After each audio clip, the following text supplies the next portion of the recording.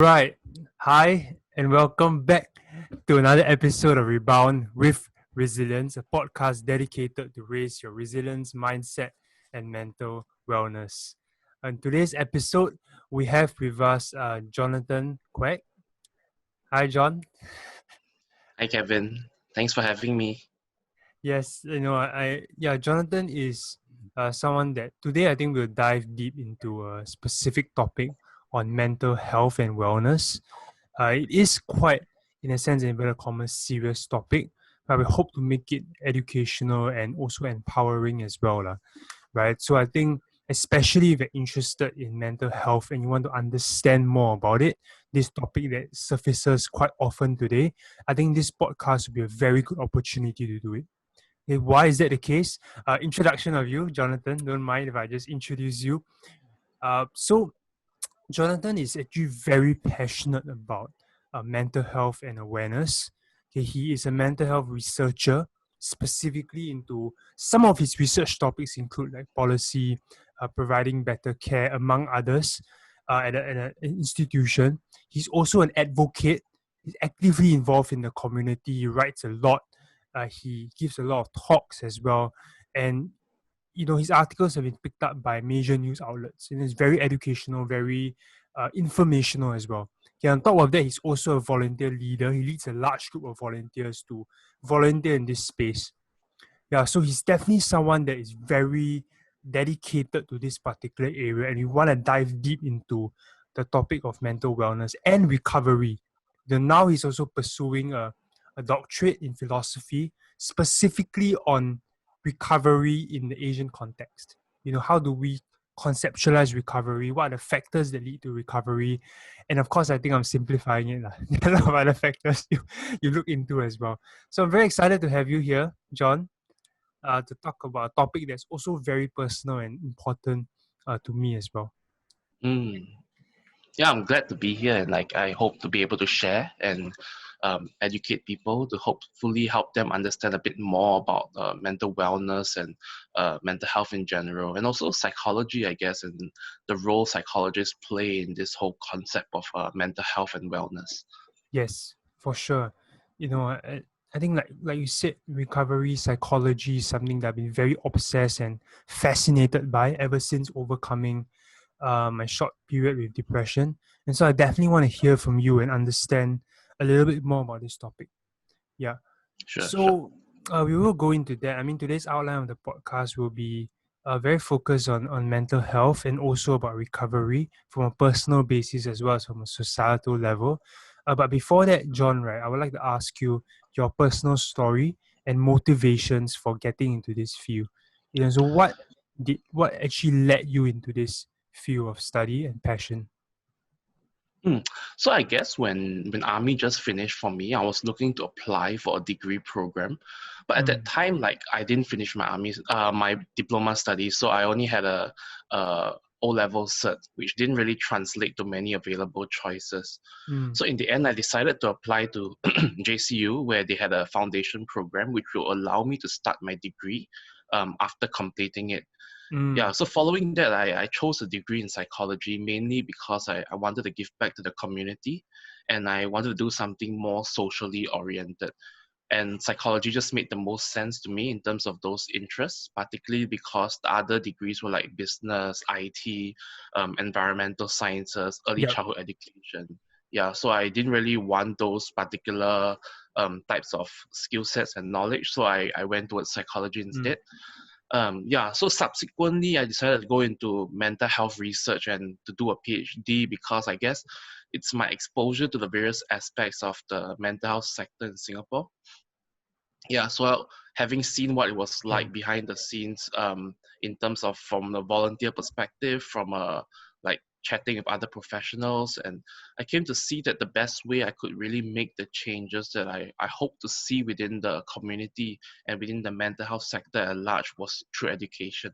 Mm, So hence I chose the academic pathway as opposed to sure. becoming a clinician where I could actually practice.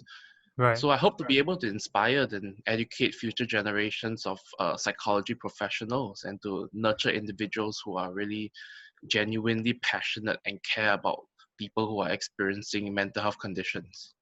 Yes, and I think also you, if you know, if it's not, of course, it's entirely up to you. But I think, do you have any personal touch or experiences with people who might have faced a mental health condition before, or you know, what were your experiences like talking to them, right? And did that actually play a part in? Because for me, right, if I may just share, right, for me personally, because I faced Mm-hmm. a mental health issue after my A levels, depression, and then I went to mania for a period of time. So on a very visceral level, I understand how painful it can be, how crippling it can be to the entire being. At the same time, after I recovered, also I met a couple of people that were facing similar situations, either depression, even eating disorders, and I saw the mental toll that it took on them. It was so painful for me to witness, and that pain is what also drives me today, like actually, to prevent such things from happening. So I'm not sure about you. Do you have similar experiences, or was it mainly from third person, meaning from just reading alone? No, I think mainly when you're studying this particular field, it's very important to have Mm, that kind of grounded experiences that you have. yeah, So having volunteered, having studied and done research within this particular sector, I have come across many individuals, all with their own lived experiences. yeah. Particularly because my research focus is on recovery, right? Personal Mm, recovery. yeah, So it's a movement that stemmed mainly from Western countries where people with lived condition, lived yeah. experience of a mental health condition came out and spoke up about their various experiences. And so I was very also like curious what it was like in Singapore and how people in our Asian society lived with this Mm, mental health condition. So I've met many people, and I think yes, I acknowledge that there are there's definitely that aspect of pain and like a mm, emotional toll that it takes on you, but I also see a lot of hope, a lot of strength coming out from these narratives. So being able to overcome it, and I think like yourself, you're showing that you're able to turn that kind of experience into a strength where you're now very convicted towards helping people never reach that stage and to build their resilience ahead of mm, time. So being very proactive um in mm. their mental health journey. So I think particularly it's really about giving a voice to the Right. voiceless in that sense. Yeah. So definitely have this type of like first-hand experiences working with people of this particular nature, and I don't really think that it's very different. I think I try to approach everyone very the same way, so Yep. hopefully that sort of normalizes the whole narrative around mental health conditions. Sure. And speaking of narratives around the conditions, right? I guess we could transition and talk about the mental health scene in Singapore in general. What has been your experience? Is the awareness okay? Let's maybe define mental health for audiences, so because this term is used a lot, especially nowadays, right, during the COVID period. But in your definition, right, what is, or in your explanation, what is mental health awareness actually? So I think for me, awareness is really on a personal level, Yeah. meaning to the individual, how aware are they of these types of conditions? So regardless of their definitions towards it, are they aware that these particular situations exist, and like do they know about them? So I think that for me is awareness. Yeah. Yeah. Okay. And when you mention mental health conditions, right, I would presume, if I were to define it for audiences, right, I think without going to very too much jargon, I think that generally are things like, uh, mood disorders, which is depression, anxiety. There is I think alcohol disorder, alcohol use, as well as personality disorders. So broadly speaking, these are the ones that people refer to. Am I right to say that? Is it Yeah, accurate? definitely. I think OCD is up there. Depression and like you say, alcohol abuse. These are some of the top disorders in Singapore. Um, but I also think that things like schizophrenia, Mm, psychosis, these are also mental health conditions, and yeah, there is quite a broad spectrum, like you point out. And like if we were to delve into the jargon of it all, it's even more complex in yeah, nature. Yeah. sure. I think for the sake of this podcast, we will refer to it for people, right? I think most of us have been aware of depression. Anxiety is the most, depression is the most common, if I'm not wrong. And I Yes. guess we can talk about that in general, but the principles I believe can be applied across people with different conditions. Yeah, so Definitely. why should we be concerned about mental health in Singapore? Mm. So I think speaking about this whole concept of mental Yeah. health awareness and like how society has come towards it in terms of their Mm, perceptions and stuff like that, I think we have come a long way with regards to how people actually view mental health conditions. So one particularly positive point, at least from my perspective, is that sure. there's a greater acceptance of these issues, I would say, even if Mm, it's not the acceptance that kind of mental health professionals are pushing for. So by that I mean how people in the mental health community expect that people outside of it are supposed to talk about or view mental health conditions. So mm, there is certainly still that divide there in terms of the differences in perception regarding mental health experiences. But to me, I think it's still a victory in some sense because sure. um, when I first started like into the mental health system in 2014, the stigma and negativity associated with talking about such issues Yeah. was so much more than it is today. Mm, Like back then, you won't even see people wanting to engage with these conversations, even in the terms they use or like sure. the way they choose to talk about them. Like I think things have really changed since then. Like at least Yeah. now people are starting to talk about it a lot more, even within their own circles. And like it's Mm, not just because of some particular campaign or something like that. They are actually genuinely starting to take notice of this idea of a mental health and mental wellness in general. yeah. Yeah, that's very encouraging to hear also. Yes, very encouraging to hear. In fact, Yeah. now we can see more movements being spawned. And we'll talk about the synergy of that in a bit, right? But I want to explore a little bit deeper into this topic. Uh, there is a study, I think two major studies in Singapore, one commissioned in 2010 and one in 2016, exploring mental health across the nation. I think it was IMH that commissioned a study together with a partner. And in the study itself, right, it said compared to the 2010 study, 2016 actually saw an increase in incidence of mental health disorders and no significant change in the proportion of people who decided to seek help. So on the surface, it might seem like okay, we didn't make much improvements, but then again, that data actually exists in a vacuum, lah, right? It doesn't account for, it cannot account for every single thing. But that said, right, it does show the fact that there is a treatment gap that exists still. That people are afraid of seeking help for certain reasons, lah, whatever it is. Could I ask you about this, right? From your experience and maybe your research, what are some the treatment gap? What are the factors that prevent people from seeking help? Mm, yeah, so I think before like elaborating a bit more, Sure. and I think off the top of my head, um, although there is still that treatment gap, Yeah. it has really the duration between the people seeking help has actually gone down Reduce. since the Yes. 2010 study. Yeah, Mm. so that I think is already an indicator that people are starting to acknowledge that these are some issues that need to be addressed earlier on. Mm. And while there is definitely still a treatment gap, I guess it's because of the way people have been brought up. It's a very cultural thing. Mm. So I do think culture plays a big part of it. For example, there are certain myths that still exist, like things like um, psychological services are only for like people who are mentally ill, who are not so Yeah. stable. And like I guess there is that spectrum there when we discuss mental health conditions, and like people can go to counseling or like therapy even way before it becomes a full-blown condition. So I think because of that, these are certain things that prevent people from going to therapy early on, and Mm. that hence explains the sort of treatment gap. By the time they actually go for it, um, they are normally already in a very acute phase and things are becoming a bit worse for them. Sure. So other gaps, other myths like things like if they seek psychological services, whether their information will be shared with people around them.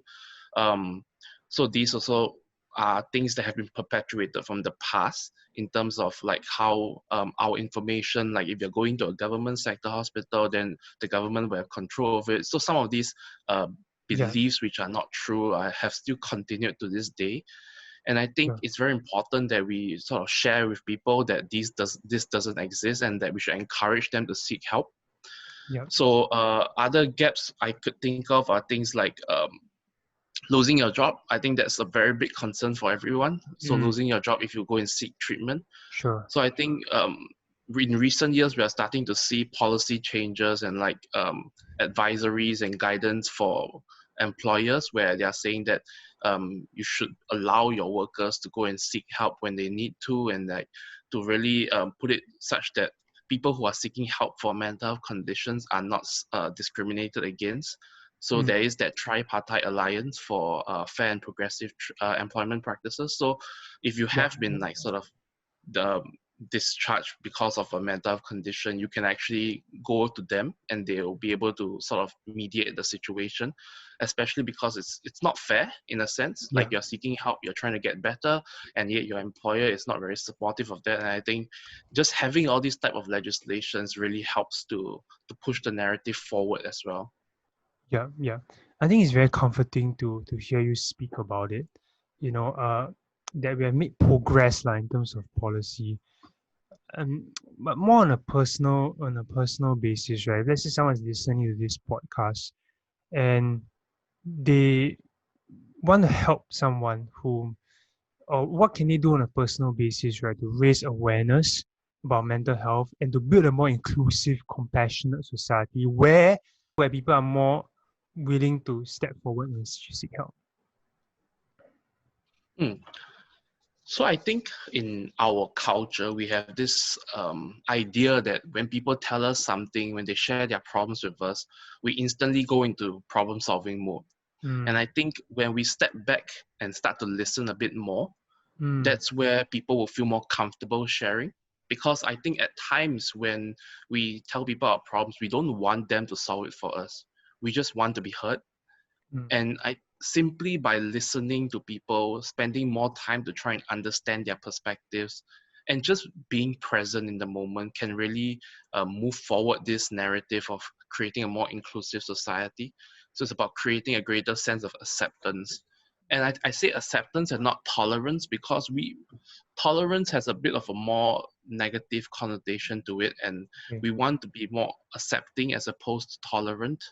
So I think we have heard recently quite a bit of like we have to tolerate this, tolerate that, but tolerance means that you internally disagree with it. And Yep. I think it's about being open to a lot of alternate narratives and alternate opinions, and like when you have that, then this sense of having to tolerate everything kind of goes away to a certain extent, and you Yeah. start to accept that there are differences within the community, within between people even, and that's okay.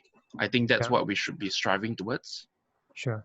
Yeah, that message of inclusivity is quite powerful. You know, in fact, going back to what you mentioned about labeling and perception, right? I think it's easy to say if you go to a typical coffee shop, you say like, "What is sell this person?" It's just a way of. I was talking to another gentleman. He was saying that labels is just a way for us to um. It's a shortcut for us to not understand the condition because you don't want to Mm-hmm. understand it. We don't want to take an effort to understand it, and that's why we just label it as that, as such, as self. And then never mind, I just leave it as that. But there's so much depth to it, so much more you can understand, and so much more you can do on a personal basis, right? To form a good narrative around this particular topic, more empowering narrative lah. And I think I'm encouraged that people like yourself is so passionate speaking about it on LinkedIn, or even just more initiatives actually coming up. So I just want to talk to you a little bit about that because I know that you work with these groups of people and you want to synergize them, right? So what are your thoughts about more initiatives coming up on the ground? What are your thoughts about this? Is it good, bad, neutral? Just Mm. So I think this is a double-edged sword to a certain extent. It is mm, definitely a positive that many people are willing to step up and sort of do something for the mental health community. But mm, I guess the flip side is that the pond of resources is also very limited. So we need to mm, ensure that whatever is being created isn't just a duplication of what exists. yeah, So, for example, there are so many initiatives these days, right, that want to tackle mental health stigma yeah, or raise awareness about issues relating to mental health.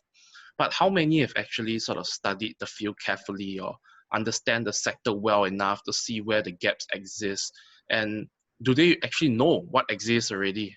Have they surveyed the field properly? So I think these are certain issues that need to be considered before starting any initiatives. So like things like, is there really a need for it? Is it being done already? What are the Mm, gaps that you are trying to address? So if there is a gap, is there someone already trying to address it so that you can partner up? I right. guess the main point is that when we push out too many messages at once, and Mm, like when we are coming up with so many things, people also start to get confused, you know, when we are sure. trying to change their minds, then like there's one message here, one message there, and then suddenly they don't know who to listen to. Right. So I guess Mm, that's why more isn't always merrier, okay. but we also want to be very like careful not to discourage people from taking part Mm, and doing things within the mental health community. yep. Yeah, so Yeah. it's really that balancing act, I suppose, between like making sure that more initiatives come up, but also ensuring they are like needed and Mm, it can have some measurable impact. mm, okay. I studied about this as well as a communication student, right? About boomerang effects and campaign overdose. I can't remember the exact term, fatigue. I think it's campaign fatigue, yeah. Where like you said, you're bombarded with too many messages, different messages. But it's almost inevitable, right? That nowadays there's so many campaigns that actually come up, right?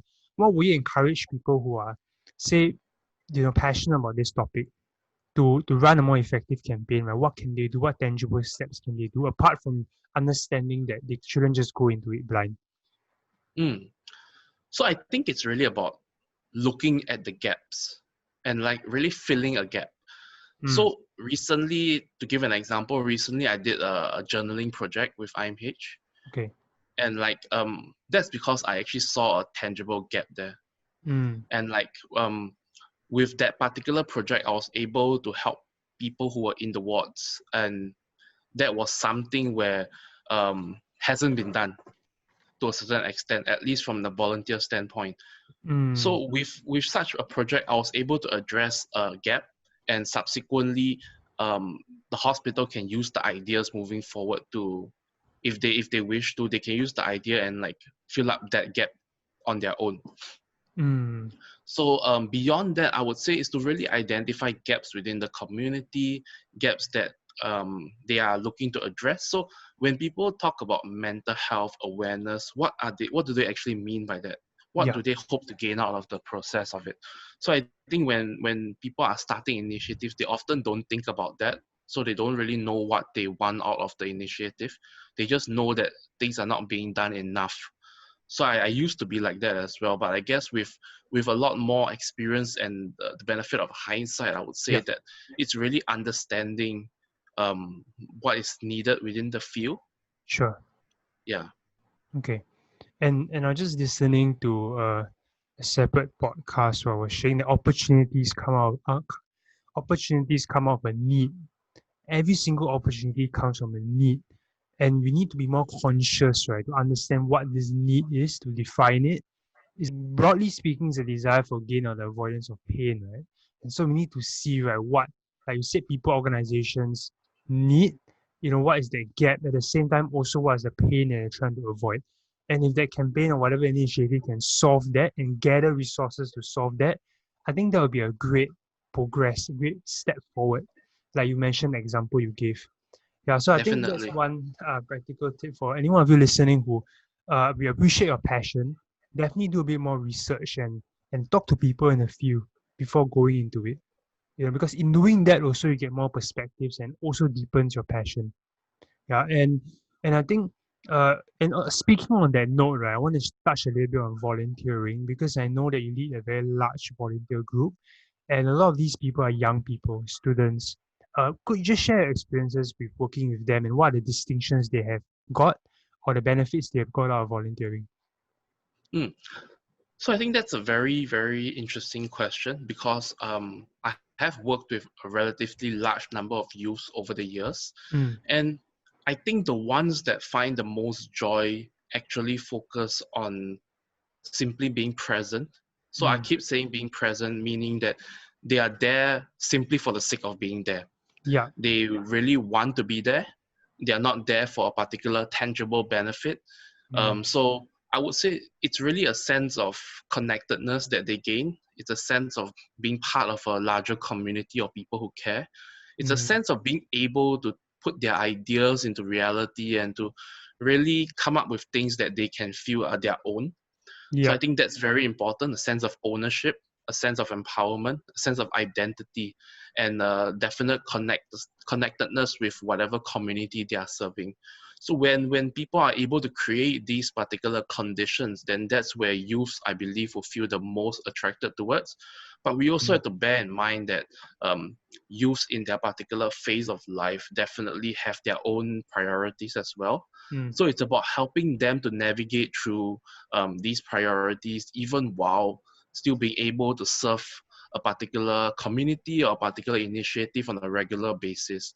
And I think Mm. it's a very, very difficult balancing act because they Sure. between school, family, friends, relationships, and like whatever else they're trying to do, there is that definite pressure to do everything at once. And because of that, sometimes the youth do get burned out quite a bit. And that's Mm. where we tell them that they sort of have to prioritize, learn to prioritize a bit better. Okay.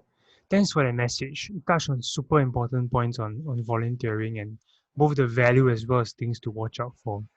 Um, but by and large, I think volunteering is something that even for young people, right, for even secondary school students, in a broader sense, volunteering is something I encourage them to do because it exposes you to things you don't usually see from lived experiences and not just from the textbook. And that alone can really change your trajectory, right, and give you that shift and that whatever that is, whatever that distinction is for you, I do believe that you'll get it if you're present and like you said, focused on being present and serving where you're at. Yeah. So thank you so Definitely. much, John, for leading this volunteer movement. I think a lot of people are very thankful to you. You're probably being humble, but I know a lot of people are grateful for your support and your passion. Yeah. So thanks. Yeah. So I guess with that we can move on into the last segment, which is on recovery and before we talk about recovery, right? Maybe let's go a little bit back, right, and talk about consequences of mental health conditions before we talk about the importance of recovery because they're linked. And I know that suicide is one, I would say, horrible consequence, right, of a mental health condition that has not been treated. And I know that Mm, this is a topic that you uh, personally talk about it quite a bit. And so I want to ask you, right, about suicide in particular. Why is it a concern? I would say. mm. So I guess I have spoken up about it, but I don't Mm. really talk about suicide much, Mm. simply because from a research standpoint, Mm. there aren't really specific causes for Yeah. suicide, and like predicting suicide is very, very challenging. So Mm. like I think many suicide researchers actually agree that it's nearly impossible to successfully predict suicide Mm. or like to think about who is considering suicide. So because of that, I try not to engage with the topic because it's a bit harder to measure and harder Sure. to really say that you have made an impact, especially because it's such a difficult to quantify topic. But I definitely feel that it needs to be talked about a lot more. And I think moving forward from here, I'm definitely looking to do some work with regards to suicide, especially in terms of advocacy related stuff. Mm. Yeah, so I would say there are certain risk factors that do seem to be more salient though in the Yeah. research, and for example, like previous attempts with suicide, or like you said, a mental health condition. But I think people tend to confuse uh, those who have ended their lives with suicide with mental health, with Yeah. being mentally ill. But that isn't always the case, and I think there are a lot of people who end their lives even though they do not have a mental health condition. Mm. Yeah, so in a real world setting, like I don't think anyone will be able to confidently say that someone is gonna like attempt suicide or end their lives via suicide. Yeah. Sure. But Okay. I guess, yeah, but personally, on a more personal basis, I suppose to me, most people choose to end their lives via suicide because they have been in a lot of pain. So what kind of pain am I talking about? This could be physical, could be people who have like HIV, cancer, all the terminal illnesses, and like it could be psychological, like a mental health condition. It could be emotional, so they are very, very volatile and like very high risk if you're talking about it from a very clinical perspective. Sure. So these particular conditions are normally present and on a constant basis with simply no end to it. And that's why for someone to be pushed to the point where they feel they need to end their lives, I think the person has just been suffering for like too long and just wants it to end. They Sure. don't want their lives to end, but they want the suffering to end. And I think that's the saddest part of it all, is Sure. to be able to go through so much and to feel like there's no way out of it. And the only way that you could resolve all these issues is really to end your life. And I think that's why we really need to speak up more about this whole idea of suicide, and to see that it is not something to be discriminated against. It's not Sure. something to be ashamed of, basically. Sure. Yeah, I mean it's tied into a bit into stigma as well, because like you said, even for myself, right? I wouldn't say I made a mistake, but I also, like in a way at the beginning when I asked you the question, right, I inadvertently tied a mental health condition to suicide. But it's a lot more than that. I think people also do just say that, okay, this person sell, that's why they take their life. But actually it's a lot more in depth, and understanding it from a very deep perspective, or at least a little bit more awareness, will actually help in being more compassionate and being more Mm, inclusive as well, for sure. Just listening to you, for example, really gave me some perspectives that I previously did not have. Yeah, so definitely thank you for being outspoken about this area, because it's not easy to talk about, and that's why people generally don't tend to shy away from it, especially in schools, because it's difficult even for me to just raise it up, because it's a very tricky topic, very tricky. And but that said, right, like that said, in 2018, I think one of the latest as by Samaritans of Singapore, there is an increase in suicides among young people, and specifically among teenage boys. I think it's the highest it's been since 1991. I think the mm, 94 deaths are in total, and that's 94 too many. yes. Imagine their youth, like they're young, they have their whole life ahead of them. For them, 94 of them to end their lives, right, is a tragedy. And as a society, of course, an individual level, what we can do is, like you mentioned, listen to people, be inclusive. Maybe just that listening ear could help to save somebody's life. Yeah. So let's all work on this together. Okay. Yeah, definitely. Yeah. So moving on to the last topic, right, which is on recovery. I guess it's also part of the equation, right? In your research and experience, what are the factors that leads to recovery in our context? Mm. So my particular research hasn't really reached that point yet, Mm, but based on my initial sensing of it all, I would say connectedness is a huge part for Asian cultures. mm, So what I've seen so far is that it's really about having people in your lives to support you mm, and to help you through this challenging process, and not just help you, but help you the way that you want to be helped, sure. which is why I've always advocated for a very personal recovery oriented way of helping people. So it's really about Mm, listening to their needs and wants yeah. during this recovery process. And I really believe that if you are able to help someone, that's really the way to move forward, is to provide them that social net, that social support. But it's also about helping them to find hope. Yeah. So hope is a relatively new construct that is starting to come up, and people are starting to talk about it a bit more. Okay. So being able to see that light at the end of the tunnel, so like I think when we discussed suicide previously, we talked about how people don't really see an end to it all. And if Mm, we are able to ignite that hope and to help them see that, look, there is that possibility that things are going to get better, there is that chance that you can turn your life around. When yeah. you're able to give that to them, it really helps them to transform, and it helps make their lives that much easier to live with. And Mm, like whatever mental condition or like whatever challenges they are facing, everyone needs hope in their lives. And I guess it's also about finding that meaning to this hope, and being able to construct a new narrative around whatever they're going through. sure. So Yeah, I can would I, say social connectedness definitely is the first one. mm, It's probably even more important than actually getting professional help on some levels, but that's not mm, to say that you don't seek professional help. But the thing is that I would say in the Asian culture, even though they want that professional help, they also want the people around them to be involved with it. mm, So it's not an isolated thing where whatever they do is also implicates the people around them, and that's why when people around an individual who is going through a particularly challenging time, that's where you'll be able to create the greatest synergy between sure. the mental health professional, the various care teams, and then you have the social support of the individual, and that's where you will really start to see recovery Yeah. come forth. Can I just say that you put it so well? I think that resonated with me on a very deep level because in my own recovery as well, that's exactly, it feels like you're describing the factors that led to my recovery. I for one really wanted my parents to understand.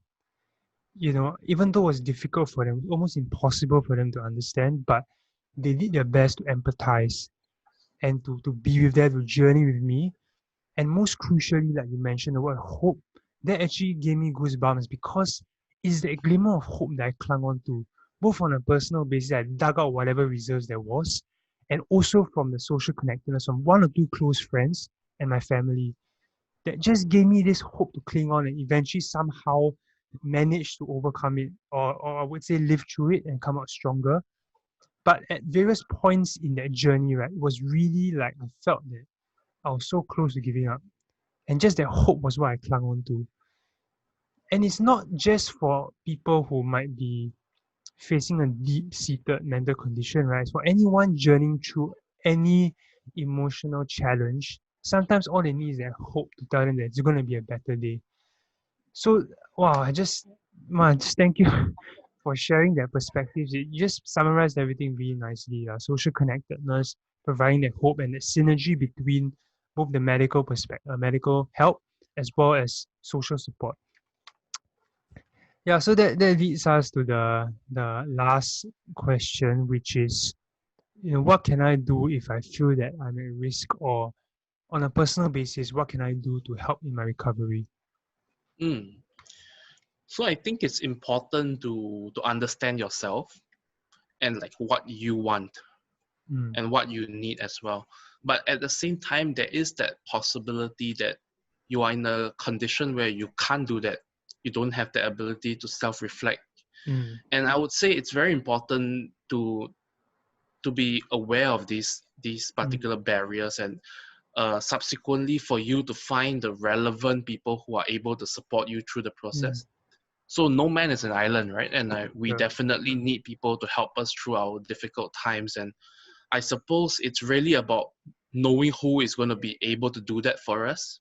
Mm, So this could be your parents, it could be a friend, it could even be a teacher, a lecturer, someone who you are very close to, someone who you know you can trust to be able to make good decisions for you when you're unable to. mm, So there's this idea of a wellness recovery action plan, and like part of that requires the individual to really um, start planning for a situation like you mentioned in a mm, crisis situation. Who are you going to turn to? right. And then subsequently, what are the steps that these individuals or this individual can take to help you through this particular challenge? Mm, So by planning it ahead of time, by letting everyone involved know ahead of time, this can really help you during a particularly challenging or very difficult situation in your life. So at that point, it's kind of autopilot already. You just follow the plan. You don't need to think so much about everything. mm. Well, that is a very fresh perspective, right? I don't think anybody would think about that. Of having a plan for, in businesses where we run business, we do have a plan for crisis in a way, inverted commas, right? Crisis plan, or Yeah. whatever that is. And you see that those people during this COVID period, which is a challenging in a way depression for businesses, those that have plans, right, are able to adapt well. Whereas those that Mm, didn't see coming, right, were struggling a little bit. I think the same also applies to individuals to some extent, not exactly, but like you said, having that plan in mind gives you that assurance, and also the necessary steps to take for that. Okay, thank you for that feedback and advice. I think last thing, right, something came up to me while you were speaking is that as a caregiver then, right, how can I best provide the care to someone that might be facing a mental health condition or going through a challenging period when the caregiver Hmm. feels a bit burdened or they feel like emotionally stretched?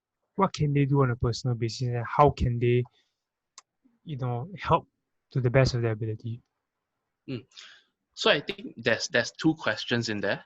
Mm, One being like, what can a caregiver do to help someone mm, in need, and also, what can the caregiver do when they are a bit emotionally stretched? mm, So I think to answer the first one, uh, it's really about not dismissing people's issues mm, and to simply be there for them. So it could really be as simple as sitting with a friend while they cry, mm, sending food to them if you know that they are upset about something, little things that will make them feel, there is that connectedness with this individual, and like you're able mm, to support them in some ways. And also, it's very important to take care of yourself.